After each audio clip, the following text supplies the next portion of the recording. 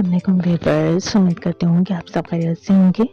मैं आज आप लोगों के लिए चेहरे पर होने वाले कील महासू के निशानात या कील महासू से निजात पाने के लिए एक ज़बरदस्त सा मास्क लेकर आई हूँ। इस मास्क को इस्तेमाल करके आप अपने चेहरे के ऊपर होने वाले कील महासू को ख़त्म कर सकते हैं और उनके जो निशानात हैं उनको भी ख़त्म कर सकते हैं।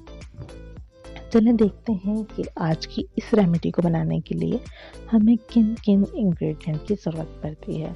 आज की रेमेडी को बनाने के लिए हमें चाहिए हल्दी का पाउडर और दूध।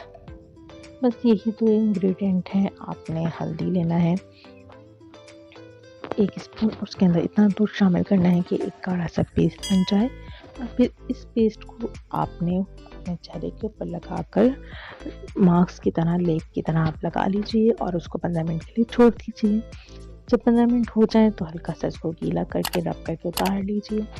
इससे आपके चेहरे पे होने वाले कील महासे बिल्कुल ख़त्म हो जाएंगे, उसके साथ साथ उनके निशानात भी ख़त्म होते जाएंगे।